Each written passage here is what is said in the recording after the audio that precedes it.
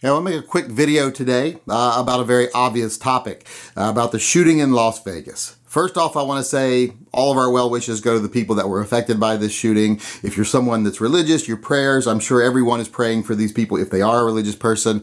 But we all know that doesn't do much good. Well wishes, prayers, that doesn't ease the loss of people that have lost family, friends, loved ones, etc. at this horrible event. So, even though we're thinking about you, we know this isn't about us. It's about you, the people that lost their lives and their family that survived them, their friends that survived them. And to make it about us and say, we're praying for you or we're wishing for you, that's kind of selfish, I think. But know that we do understand what you're going through. And a lot of us have felt loss and we know what it feels like and we know nothing is going to help right now. But I wanted to say a couple of things. First off, I wanted to say, people are like, why did this guy do this? Why did he do this? Is he a terrorist? Is he a terrorist? You know, I don't care if he's a terrorist. All I know is he's a worthless piece of shit. He is a disgusting animal. He is a monster. Monsters do exist. I hate to break it to you. They do exist. They are among us. They're among us now. And he was one of them. So I don't care what his motives were. I really don't. If I had to guess, since he doesn't fit any of the other profiles, I would have to say either massive crippling debt and he's about to lose everything, or he has a terminal illness and he's about to lose his life, and he wanted to make a name for himself before he goes. And unfortunately, our media these days is more than happy to make people famous whenever they want to make a statement, you know, like the guy who shot up the church or this guy who shot up a concert. They're more than willing to make your last day on earth make you famous for afterwards and during. So don't think anyone should show his face or say his name, etc. Because that's what these people want, these monsters. And like I said, if I had to guess his motivation, I don't think it matters, because a monster is a monster. And no matter what it was that made him feel like now he had nothing else to lose and therefore he could be the monster he's always been, you know, cranked up to 11, doesn't change the fact that he was obviously always a monster to even consider something like this. He was always a piece of shit. So that being said, I also want to say, I don't think this is the time for people to be trying to make a point one way or the other about anything about this shooting. And when someone commits mass murder like this, I think the most important thing we do is keep it in perspective. People are like, oh, we can't even go here, we can't even do this, it's not going to be safe anymore. Safety is an illusion. And unfortunately, freedom is fleeting and fragile. So if you start believing in the illusion of safety to the point where you're willing to sacrifice portions of your freedom, all your freedoms will be fleeting and all your freedoms will be gone. So I think it's disgusting that both sides right now are trying to capitalize this. And I say both sides, not to the same extent, but both sides are. They're both trying to put their own spins on it. And I'll tell you what I'm talking about. Of course, on the left, you're going to see the, oh, this would never happen if we didn't have guns, and this would never happen if we didn't do this. Well, you know, 58 people just died. And I think it's funny that you suddenly have so little respect for victims of tragedies like this that you forgot the 87 people that just died in Europe by someone who had nothing other than a driver's license to utilize as a weapon. He just took a truck, plowed through a busy street, killed 87 people. So this whole notion that if we didn't have guns, this kind of thing wouldn't happen. Someone could have easily driven a truck right through that concert, loaded with explosives even, probably killed way more people. You got to remember, there's 22,000 people there. It was 2,000, 22,000 is I think what it was. So small portion of the people there were killed, but it's still a giant tragedy. It doesn't matter if it was 10 or 100, it's still a giant tragedy perpetrated by a disgusting monster. So don't think any of that matters. And I don't think you can blame anything, and don't think you can pretend that somehow we can escape this types of freedom, this types of danger. Because like I said, the only lesson here is that with freedom comes danger, and that's everywhere. Even overseas where they don't have the freedom to own guns, they do have the freedom to group up in the streets and have a party or do what they want to do. And because of that, they were a target. It's going to be the same thing anywhere. That's always going to happen. But you got to keep it in perspective. You got to remember those 58 people there, although a giant tragedy, are just a tiny speck of sand in a desert as far as your everyday life is concerned. It's not a huge risk to you. Go to concerts, do whatever you want to do. But realize this type of risk exists when you live in a free society. It exists every day, but it's not likely to happen to you. It's not likely at all. It's not even worth worrying about. If my next door neighbor dies of a aneurysm while he's mowing his lawn, I don't live the rest of my life afraid that I'm going to die of an aneurysm. I just know that's a risk of life, but the chances of it happening to me are so small that worrying about it is more of a punishment on me than it actually happening, because it's just not worth it.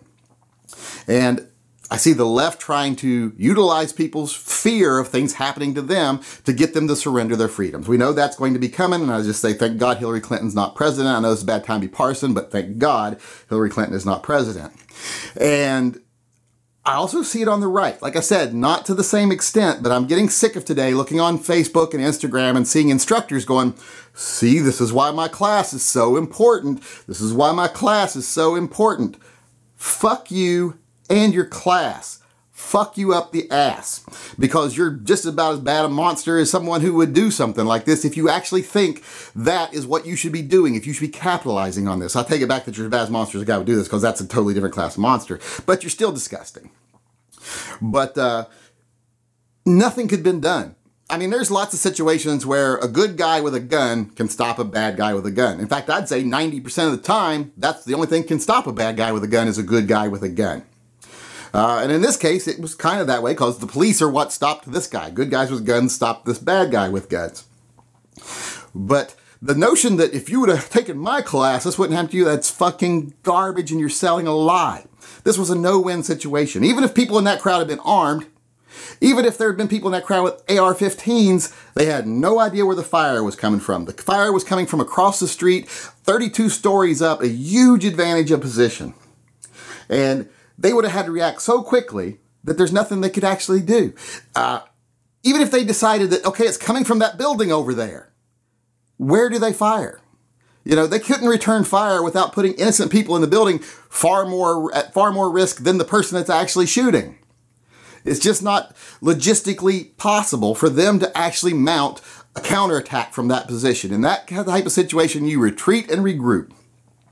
So there was nothing you could have done if you'd have taken my class, you know, so that is garbage. Stop capitalizing on this kind of crap. Admit that there's some situations that are no-win situations, and you can't teach people to survive no-win situations. Selling that kind of lie is horrible. So stop doing it. Just stop. You should be ashamed of yourself. But I just wanted to say that because I just, like I say, I think it's disgusting. Now, the lesson you can learn, like I said, is that freedom comes with risk. It just does. If we want to be free, you could also learn, don't put yourself in no-win situations if you're really that worried about it.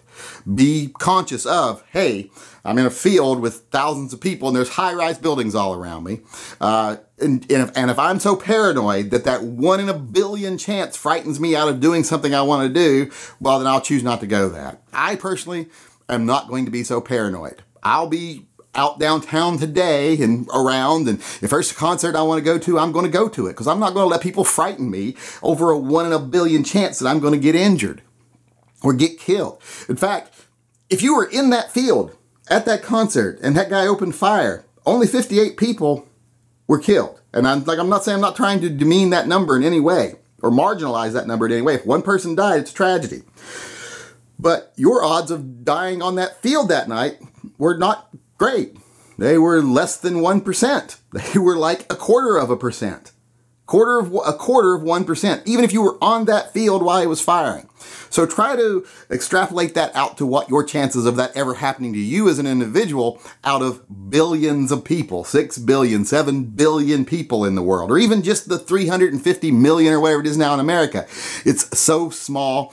It's like worrying about, I can't go outside, a meteor might hit me in the head. So I'm just ranting, and I think everyone can tell I'm just ranting here and just venting and got nowhere I'm going with this conversation. Because in the end, I'm going to say, there's different things I wanted to say today. One, the media, stop making these people famous. YouTube, Facebook, stop making these people famous. Stop giving them a reason when they go, I'm about to lose everything I own, or I've got a terminal illness, I want people to remember my name, this will do it. Stop giving them that. Two, don't fall for it. Don't fall for the you have to surrender your freedoms to be safe, because safety doesn't exist. Even if you gave away all your freedoms, you would face different risks, like the government deciding that you're a dissident or you're someone that they don't want around talking anymore. You know, kind of like it is in North Korea or Russia, etc.